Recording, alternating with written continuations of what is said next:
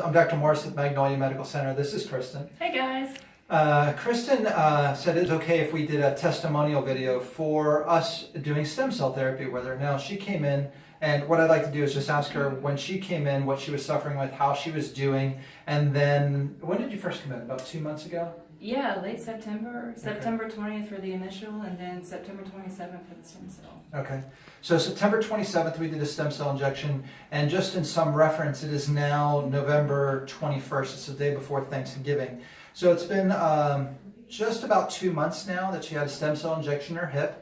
And let me show you her x-ray real quick, just for those of you who are not used to looking at x-rays. This is a hip, and she has hip dysplasia, which means her hip doesn't line up in the socket the right way. It's pushed out that way. And if you look, that bone touches that bone. That should not happen. So she got a lot of arthritis in her hip and some hip dysplasia. She was told that it would be a possibility that she needed a hip replacement. And how were you doing when you came in?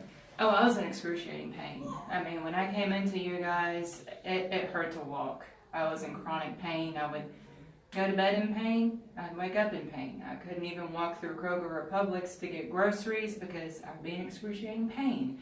I couldn't even get a half mile in just walking on the Greenway, walking around the neighborhood, just on like flat terrain. Half mile in, I'd be in excruciating pain. I was pretty much taking a leave every 12 hours just to kind of help take the edge off.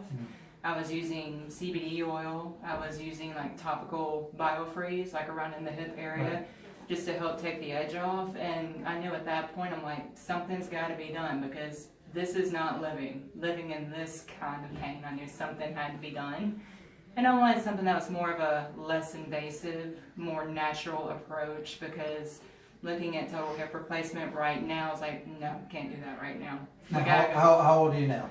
I'm 40. 40 years old. 3 years ago, that's when I was diagnosed with the hip dysplasia. So just so you know, when you do a hip replacement at 37 or 40 years old or 45 years old, they last 10, 12, 15 years. So then she'd need another one. That one's going to last 10 or 12, maybe 15 years. And then you can only have it twice. So they don't want to do this too soon. She was right in not wanting to do something that invasive, but especially when you're young.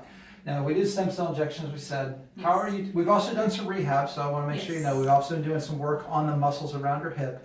But how have you done since we did your injection? The pain has gone down considerably, believe it or not. I can do, now I'm not ready to run marathons yet, that's my goal. But I mean, right now, just doing little things. I was actually able to walk a mile on the Greenway. I was not in excruciating pain, which is a big plus. I wasn't able to do that before. I can do little things, again, like just going to the grocery store, running errands, simple little things like that that sometimes we take for granted. It doesn't kill me anymore. Oh, no, not sometimes. I take them for granted. All right, great. Well, I appreciate you sharing. It helps other people determine, is this right for them? Yes. We don't know whether it's right for you or not, but when you hear a story of somebody else who has bone-on-bone arthritis and hip dysplasia, and they're getting results with stem cell injection and some simple rehab, it may help you. So I appreciate you sharing. Anything else you want to tell?